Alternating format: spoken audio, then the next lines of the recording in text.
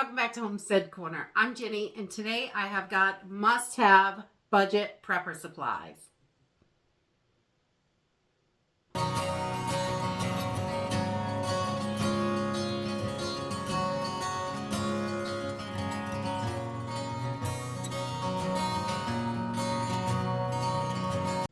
So today I have a list of must-have prepper supplies, and all of these can be done on a budget, or you can go extravagant if that's what you choose.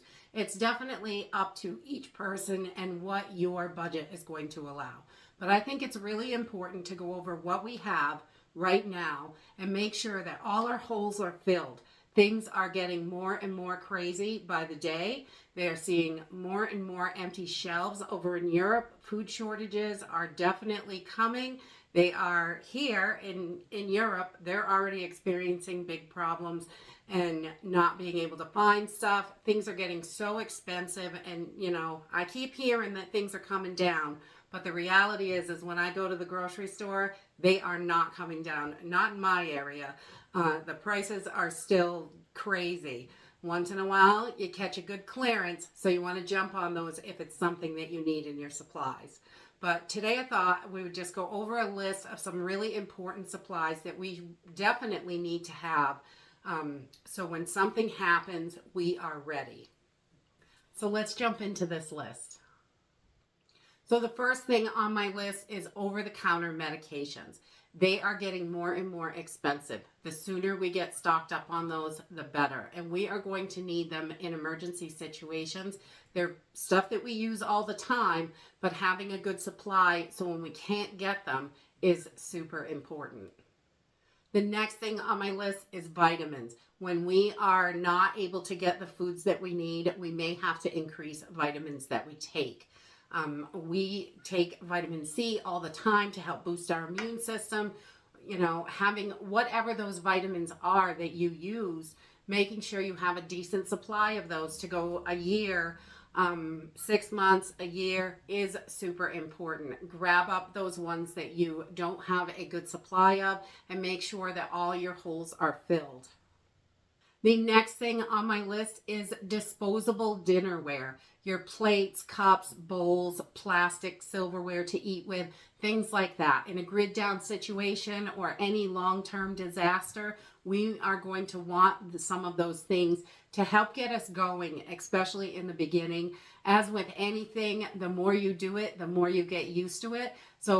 But in the beginning, there's so many different changes in a disaster situation that you may not have running water, things like that. You may not have time to be standing around washing dishes all day long. You're going to have plenty of other work to do in a long-term situation. So having those can really be a lifesaver, especially, a month's worth to get you started. If it was a long-term emergency, then that month is going to help you get through all the other things that you have to get set up. And then you will be able to, you'll be able to wash the dishes you already have. But I really think they're important for emergency situations, having those disposable things, at least to get you started until you get settled in to your new way of life. The next thing on my list is toilet paper. We've all seen the store shelves be wiped out of toilet paper. We know it can happen, and it can happen with anything in the stores. The stores could be closed tomorrow. We just don't know what's going to happen. But toilet paper is one of those things. You don't know what you got till it's gone. You definitely want the toilet paper. We like to keep a decent supply of it. We also keep baby wipes on hand as well, because if toilet paper runs out, you've got the baby wipes. They may dry out, but they'll still work. You can just get them wet again if your baby wipes do dry out. So we like to keep plenty of both of those on the shelves so we know we've got it in case of an emergency. You can always use cloth, but who wants to wash that? Honestly, I know some people love it, and that's okay, but people that don't love it, I think having a good stash of toilet paper is important. So with the toilet paper, baby wipes, I really think feminine hygiene is super important, and they can be used for multiple uses. The next thing on my list, lanterns, flashlight, candles. We want to make sure we have plenty of lighting options. Make sure we've got batteries, wicks, oils, things like that. Anything we're going to need to use those, making sure we have a decent supply is really important. The next thing on my list is fire starters. We want to have plenty of fire starters. Matches, lighters, your ferro rod and striker, whatever it is you plan to use. I think it's good to have multiple different types of items stocked up because everything is going to run out eventually. In a long-term situation, you'd be surprised how fast you're going to use all these fire starters.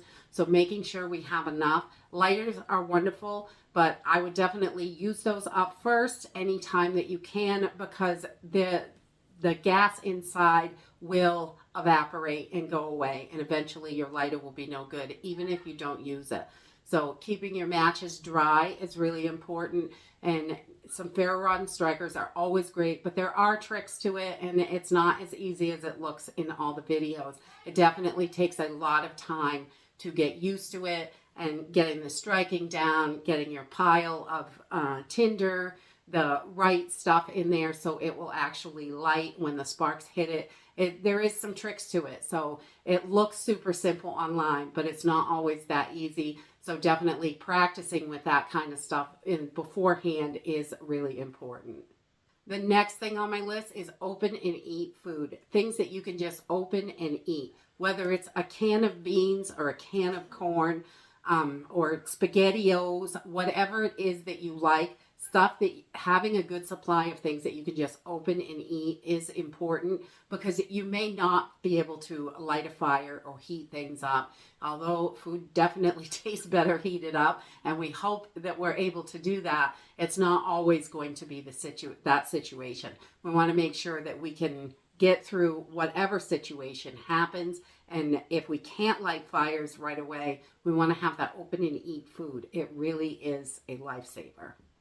The next thing on my list, water. You cannot stock enough water, I don't think. For a long-term situation, no matter how much you have, you're going to run out. So I also think it's important to have water filters, some sort of way to filter water, whether it's something you make yourself or if you purchase something. There's a ton of different ways to go when it comes to filtering water.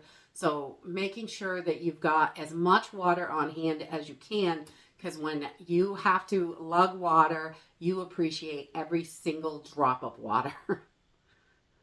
I also think that can openers are a big deal. We want to make sure we have plenty of can openers. You can open your can by rubbing it on some concrete, but then you've got metal shavings in it. So you don't want to be eating those. A can opener is definitely wonderful. Even if it's the little P38s you keep on your keychain, those are wonderful as well. Making sure you've got more than one, a backup for your backup, really important. We've got all this canned food stored. We want to be able to get into it and eat it. Also, bleach tablets. Those are wonderful for cleaning and things like that. We keep a bunch of bleach tablets because your regular gallon bleach is going to go bad over time. It's I think it's 6 months or right around that a gallon of bleach is going to last just sitting because the chlorine in it does dissipate over time, so it's not going to be as strong. So making sure that you've got those bleach tablets, those are going to be just fine stored in the containers. And you just take 1 tablet or 2 tablets out at a time and make up what you need for bleach. And I wouldn't use it to clean my water with. I don't know. The ingredients are a little bit different, and I just wouldn't feel safe with that for my water. But boiling your water will definitely do the trick. After you filter it, you can definitely boil it to kill anything that might be living in there.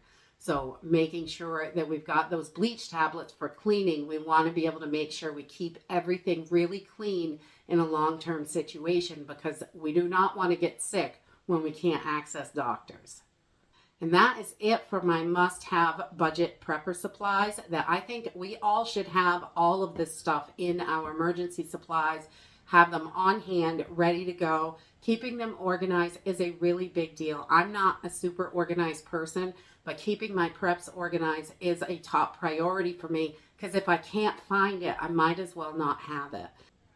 And the other thing that I'm thinking is if you have had trouble in the past finding something that your family uses on a regular basis, Get stocked up on those items, because those little normalcy items can be very important in a long-term situation, and we want to make sure we have what we need. So if you have not been able to find something in particular, look for that. Get stocked up on that as much as you can, and whatever your budget and space allows. If you have other must-haves that you think would be helpful to someone else, please put them in the comments down below. It's really wonderful when we can help each other, and it's such a wonderful community that we have here. You guys are just amazing, kind, and helpful, and I just love that. And that's it for today. I hope you enjoyed this video, and I hope to see you next time. Bye!